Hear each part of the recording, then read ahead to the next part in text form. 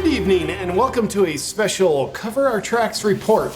Why are we on the left panicking over the movie The Sound of Freedom and the realities of child trafficking that it exposes?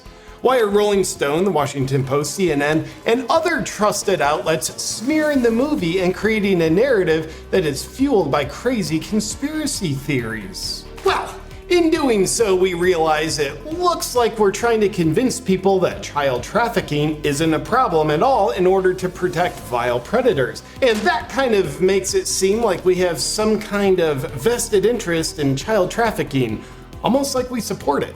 So tonight we'll be covering our tracks by telling you why Sound of Freedom deserves to be bashed and why we're not guilty of doing what we're actually doing. Starting with the facts. Sound of Freedom is based on the life of Tim Ballard, founder of Operation Underground Railroad that sets up sting operations to rescue children from sex trafficking while putting predators in jail. To date, they've rescued over 7,000 children and helped to make over 6,500 arrests of predators.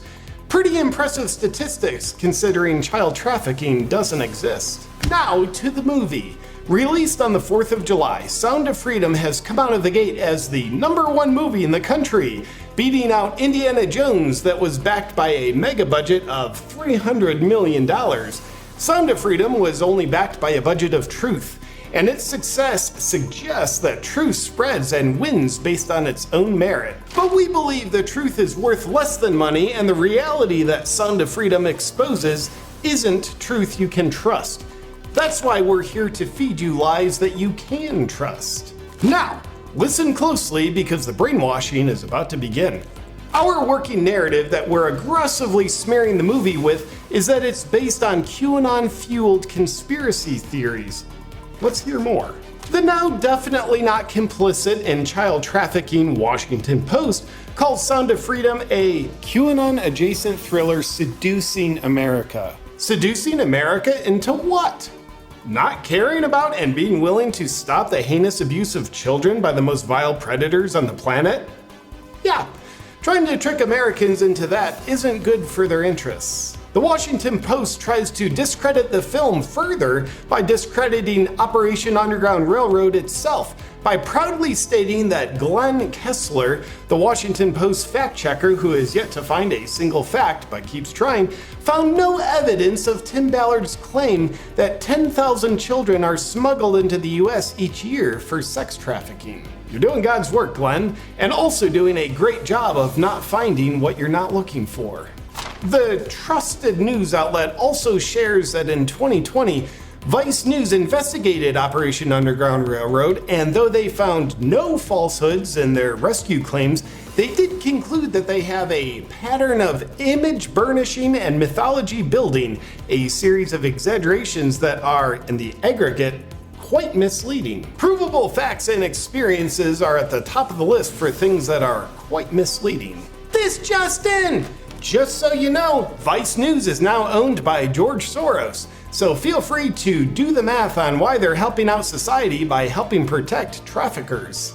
And the Washington Post hits a home run when they say, but the movie has nevertheless been promoted on QAnon message boards, and some accuse it of playing into the movement, which is based on the false belief that a highly organized network of global elites are kidnapping children, having sex with them, and harvesting their blood. Again, this is a false belief. Trust the Washington Post. Nothing like that happens. It's crazy. So ISIS, when they rolled in and they took advantage and took all the minority religious children, Christian Yazidis, the same thing's happening in Africa, and they're setting up these like baby factories where they'll impregnate women and make the babies just to sell their body parts.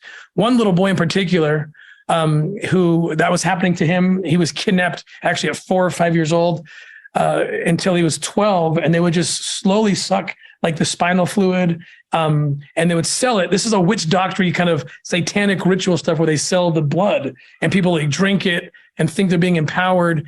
And it's a real thing. And this kid had lost all use of, by the time he was 11 years old, he looked like he was 7 and he couldn't use his limbs. And we were able to get him to a doctor in Salt Lake at the Children's Shriners Hospital. Again, completely false belief according to the Washington Post.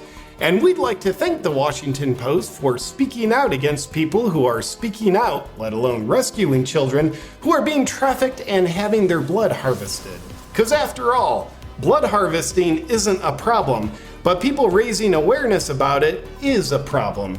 And luckily, we're here to help eliminate that problem. Next up, Rolling Stone got on board the being willing to appear to be protecting child predators train in order to do God's work of silencing dangerous misinformation that wouldn't be dangerous even if it was misinformation. According to Rolling Stone, Sound of Freedom is a superhero movie for dads with brainworms. And in their own subtitle they say, the QAnon-tinged thriller about child trafficking is designed to appeal to the conscience of a conspiracy-addled boomer. They go on to call the film a call to action in an imagined global war against sexual predators. Now, we can't stress enough how much Rolling Stone wants you to believe that child trafficking is just something imagined.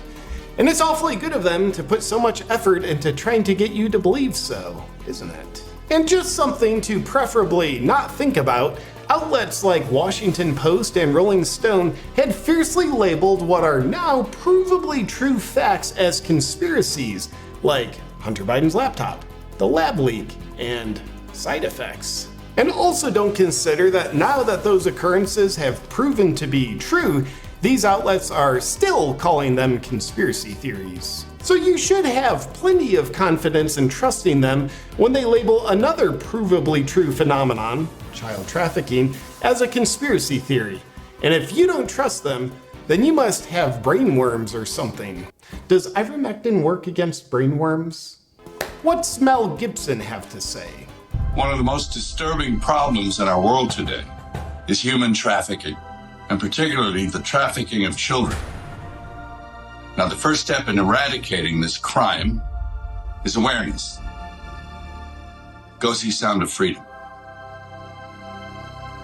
Correction, Mel Gibson. The most disturbing problem in our world today is awareness about trafficking, and we must eradicate awareness.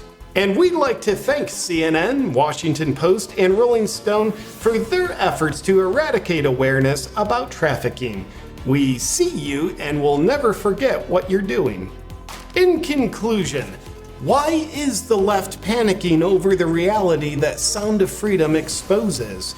Well, we'll let you decide with this multiple choice quiz. A, climate change is causing them to do it.